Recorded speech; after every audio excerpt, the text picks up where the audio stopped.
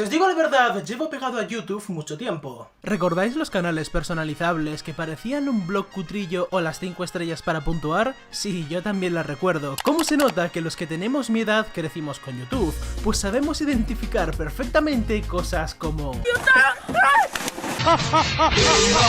Róbale el perro al vecino y cómetelo a la brasa. ¡Porque sí! Loulogio era ese tipo barbudo que hacía doblajes y que si tienes mi edad es muy raro que no hayas crecido o al menos escuchado sus trabajos aunque sea solo una vez. Recuerdo que los veranos de mi pubertad veía sus mix y para mí Punset siempre era esto. ¡Lo sabía!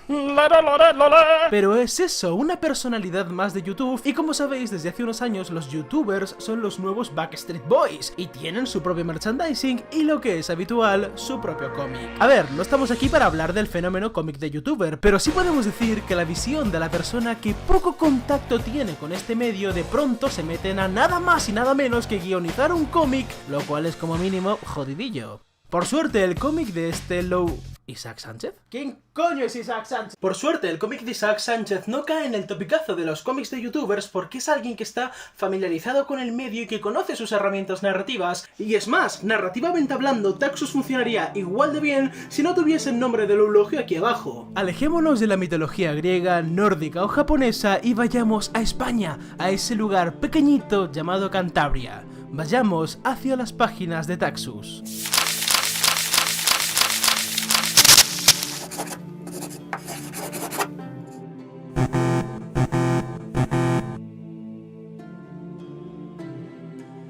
Recuerdo estar hace años en una conocida tienda de cómics de Madrid y recuerdo Isaac decir que estaba trabajando en un cómic sobre la mitología cántabra, que por si alguno no lo sabe, está... aquí. Ya que son unas criaturas muy poco conocidas si las comparamos con lo que la gente tiene en la cabeza, casi todo estilo Tolkien. Esto es como The Witcher, que te digan que esas criaturas llevan existiendo siglos y siglos y forman parte de un folclore no hace más que enriquecer la obra. En Taxus pasa algo parecido pero de manera exponencial según avanzamos los tomos. En cada uno de los tomos el mundo y su mitología cumplen una función vital, pero la gracia está en que si en el primer tomo los seres mitológicos mantienen una cierta distancia con los protagonistas, pues podemos decir que esto es un protagonista y esto es un ser mitológico, es decir, hay una separación, porque para empezar nuestros protagonistas son la puerta de entrada y tenemos que ponernos en su lugar, las cosas avanzan y al acabar la obra cada uno de estos protagonistas se ven imbuidos por esta mitología, tanto en su mente y como no, en su físico. El caso más claro para ver esto es Benito, ya que es el que atraviesa el Taxus y el que nos va a introducir poco a poco en el mundo de las criaturas como los gusanos de Lojáncano o demás villanos. Ya sabéis, parte mitológica, hasta que es encontrado por Caelio en el tomo 2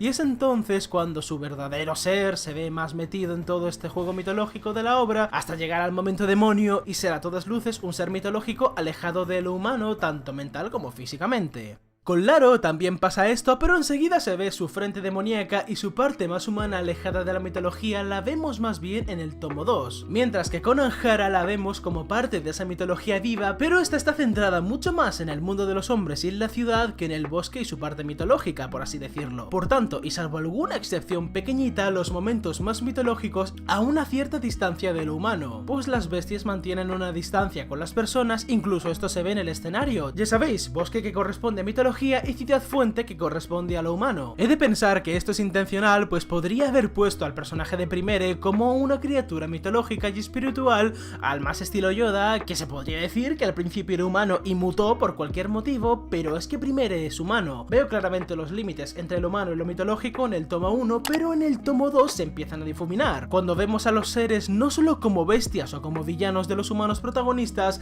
sino que ahora esta mitología tiene personalidad, y los personajes mitológicos cobran una autonomía sin ser enemigos a batir, como por ejemplo lo es Anjana, que se empieza a desarrollar en el tomo 2, o el mismo Musgosu, aunque estos dos personajes están de fondo, son secundarios. No es hasta el tomo 3 cuando el Benito monstruo actúa, cuando se descubre el papel mitológico de Anjara y todo lo demás. No es hasta el tomo 3 cuando la mitología cántabra por fin se apodera de todo, no solo del fondo y los villanos como en el tomo 1, ni de los secundarios como en el tomo 2, sino también de los protagonistas protagonistas, que es lo que hace en el tercer tomo. Es cuando la mitología cubre todo, incluso el mundo humano. No es por nada, pero veo muchas obras donde el protagonista es un ser humano rodeado de un mundo mágico, pero él sigue teniendo el papel de humano. Groot y Rocket son grandes secundarios, pero el protagonista es Peter Quill y es el que, para conseguir afinidad con el espectador, hace referencias humanas, piensa en la Tierra, habla de canciones humanas y todo lo demás. Es una herramienta muy común el meterte a algo próximo a lo humano al intentar introducirte en un mundo mitológico o un mundo mágico, pero hay muchos casos donde la cosa se queda ahí y no va más allá. Por eso es tan importante que la batalla final sea tanto en el Taxus como en el mundo humano.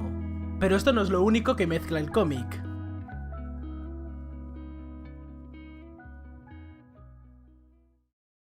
He de reconocer que la primera vez que leí el primer tomo antes del giro final me pareció muy típico, muy de mundo mágico y de un malvado señor oscuro. Puedes escribir topicazos bien, ahí tenemos ejemplos como la peli de Aquaman, pero no por eso van a dejar de ser topicazos. El primer volumen me parece muy tramposo, pues aunque las primeras páginas con Benito y su suicidio sí que van en consonancia con toda la obra, lo que va después con Laro y Anjara y todo eso, sin llegar a chirriarme, me parece muy de aventura mágica para ti y tus amigos, donde descubriréis asombrosas aventuras y toda esa mierda.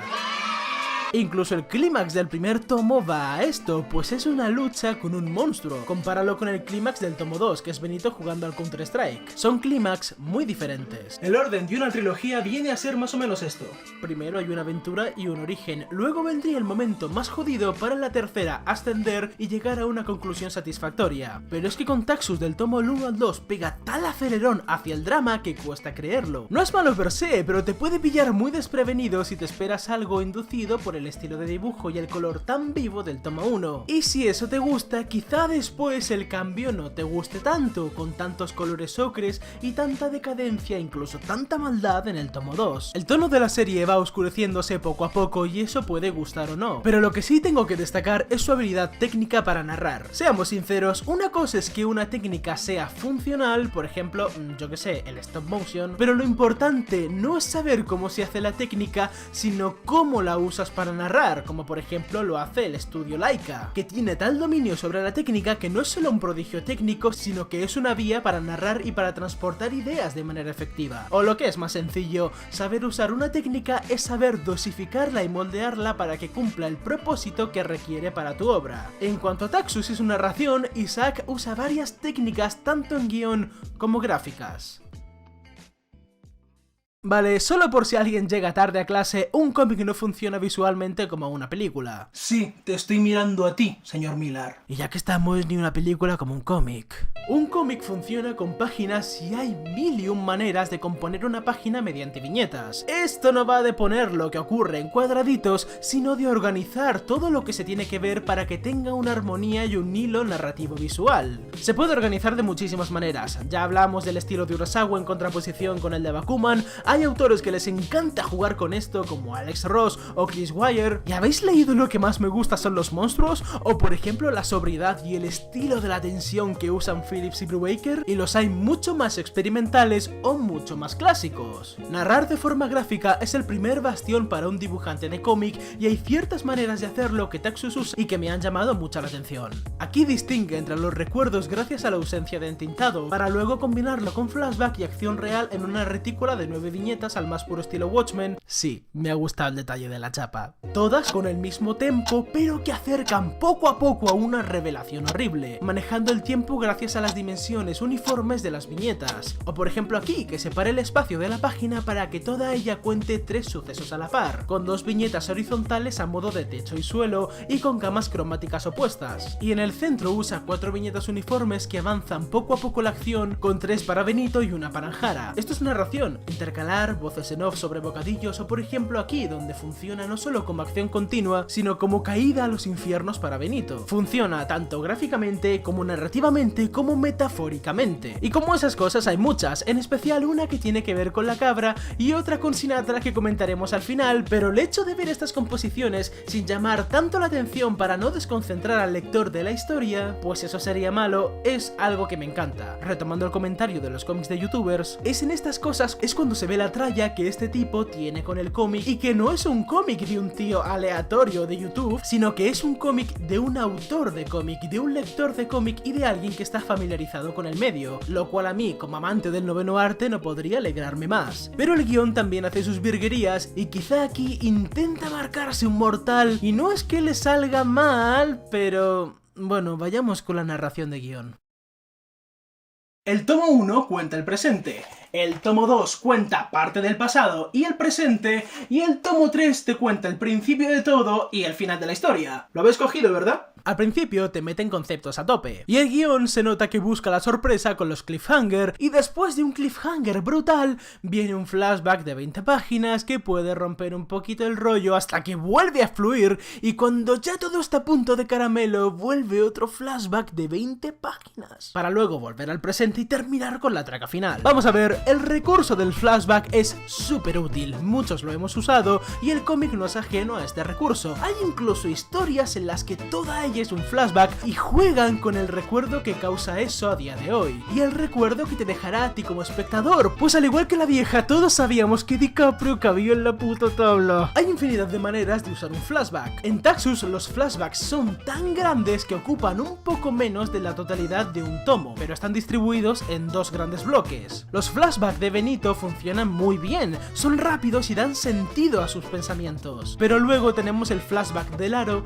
que sí, da trasfondo y sentido al personaje, pero cuando hay un flashback tan grande es porque se debe sujetar con miguitas de pan repartidas, y no veo tantas miguitas sobre Laro en el tomo 1 como para hacer que el lector quiera saber ya todos los secretos de este personaje que se desvelan al principio del tomo 2. Sí, Laro es un personaje interesante, pero para mí lo es desde el flashback, pero antes no se presentan los suficientes interrogantes o miguitas sueltas. Por ejemplo, la precuela de Star Wars funciona. No bonitas, no, vosotras estáis excluidas. La venganza de los Sith funciona, en parte porque ya habían dejado suficientes pistas como las menciones a las guerras clon, la orden de los Jedi, la antigua república, que Anakin fue un buen piloto, lo que recuerda a Leia de su madre y su tristeza, y etcétera, etcétera. Y había que coger todos esos detalles desperdigados a lo largo de la trilogía y darles un sentido a la vez que se contaba una historia. Así es como creo que deben funcionar un flashback de larga duración, y todo esto es extrapolable al flashback de Anjara y Kaelio del 3. Vuelven a haber muy pocos detalles que justifiquen que haya un flashback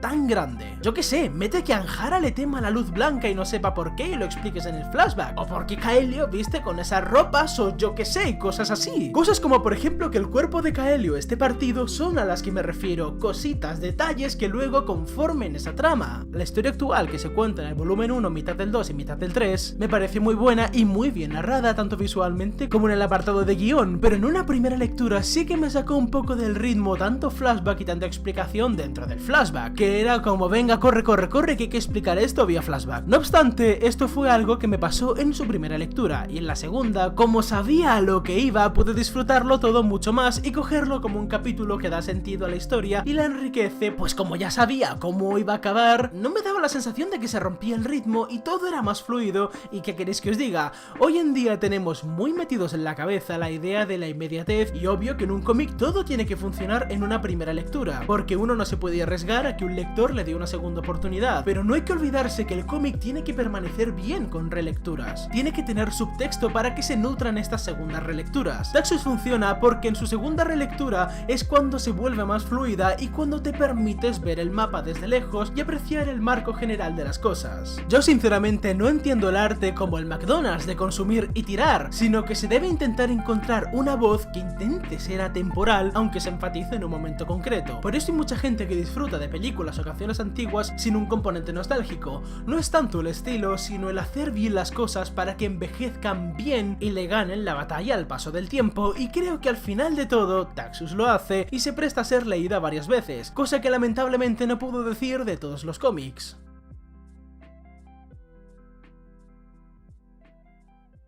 Vale, no quiero que os vayáis de bajona. Taxus hace muchas cosas bien, y para mí lo mejor que hace es cómo habla del tema principal de la historia y lo que guía la historia, que son las oportunidades. Para empezar, tenemos muy asumidos ciertos tópicos como lo del tío duro, el gordito simpático que es un pringado, o la tía que tiene las tetas más grandes que la cabeza y es la puta ama. Asumimos inconscientemente estos roles porque los tenemos muy masticados. Taxus cambia y agrega personalidad y trasfondo a cada uno de sus protagonistas. Las segundas oportunidades son algo que están presentes en la totalidad de la obra. Para empezar, vayamos con los ejemplos obvios. Los refugiados de Ciudad Fuente son personas a las que se les ha dado una segunda oportunidad. Benito muere, pero sale del Taxus como una tabla rasa. Ahora no es buscado por la policía, como sabremos después. Puede parar de asesinar y tener una vida pacífica. Se le otorga esa segunda oportunidad. En cuanto a Laro, este ha estado postrado en cama durante meses y gracias a los deditos mágicos de Kaelio, ahora está en mejor forma física que nunca,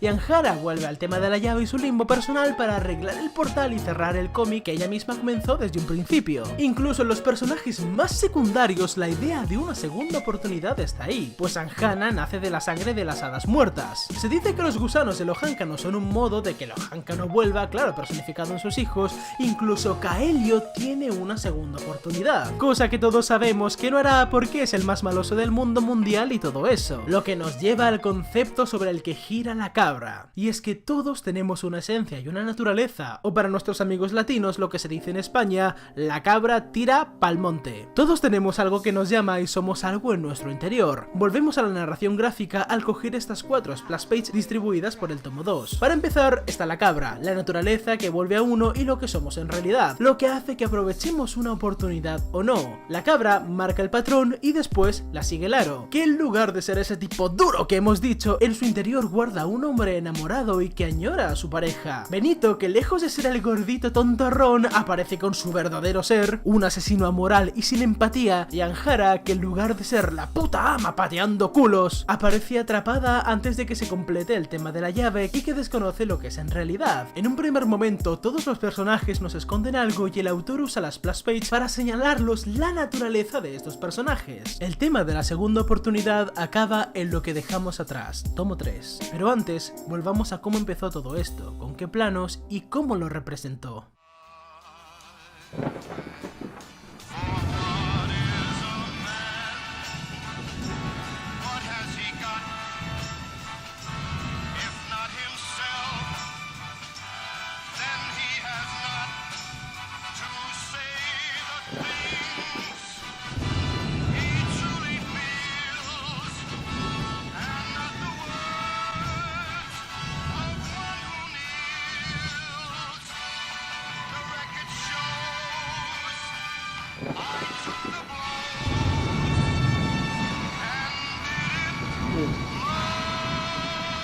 Tanto.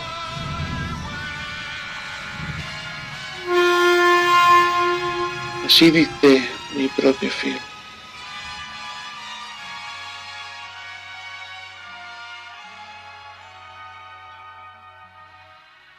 Y ahora, vayamos al desenlace. Toda una vida de no ser nadie, nunca hacer nada. Toda una vida de mirar de lejos.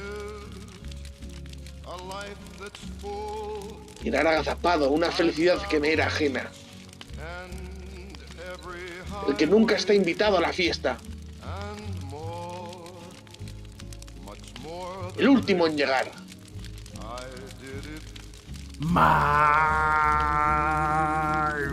Y el primero en irse. Caballero, te dije que no dieras problemas. Estas dos escenas funcionan como una rima, como un tema que nos vuelve a remarcar cómo se siente Benito, cuál siente que es su camino y si lo disfruta o no. En el primer tomo vemos cómo él está dubitativo, en tonos fríos, pero cuando escucha a Sinatra decir "lo hice a mi manera", el color empieza a ser más cálido y él sonríe. Va a morir, pero hay calor en la viñeta y él sonríe, sabe lo que es y lo acepta. Y así, pletórico de maldad, es como vuelve en el tomo 3.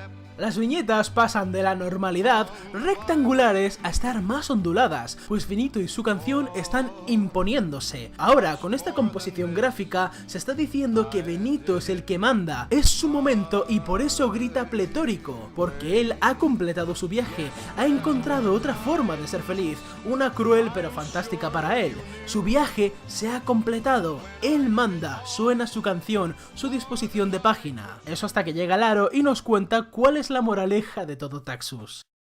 Vaya, se ha esfumado. Se ha ido. ¿Vuelve a ser normal? Oh, mira por dónde. No somos gran cosa sin magia, ¿eh? Claro, ¡cómeme los huevos! Al final no somos tan diferentes, ¿verdad? Ambos traicionados por la genética. Solo que yo tuve los cojones de aceptarlo. Esa es la cuestión. ¿Sabes lo que nos diferencia, Benito? Que tú te rindes a la primera.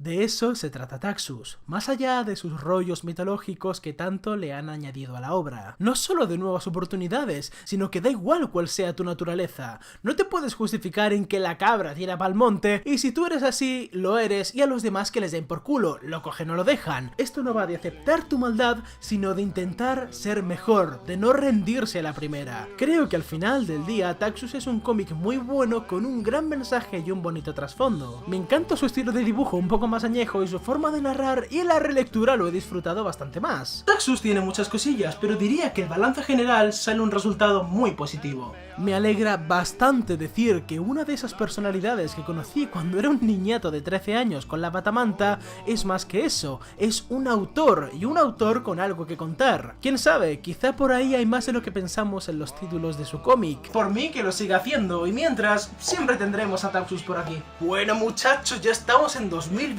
¿cómo pasa el tiempo? Ni siquiera sé en qué año empecé el canal. He de reconocer que este año he querido empezar con vídeos más difíciles y he tenido que estar hablando con gente, tal, preguntando ciertas cosas, pero bueno, ya estamos en marcha, así que vamos a ver cuánto tarda en sacar el próximo. Espero que os hayáis divertido mucho tanto leyendo Taxus como viendo la reseña, y ahora me tengo que poner con el próximo vídeo. Sí, ya sé que a veces soy un poco pesado en el sentido de me gusta compartir no sé qué, no sé cuánto, cositas en la descripción, pero sobre todo me gustaría recalcaros que me sigáis en Twitter por el tema de las reseñas. Cuando salga algo con spoilers aviso unos días antes o unas semanas antes, para quien quiera ver la reseña que vaya advertido, pues sabe con spoilers y pues sabe, tiene ahí una semanita para leerse el producto. Así que nada, no vamos a alargarlo más, seguid leyendo muchísimas cositas que yo seguiré aquí reseñando cuando puedo. Así que nada, un abrazo y hasta luego.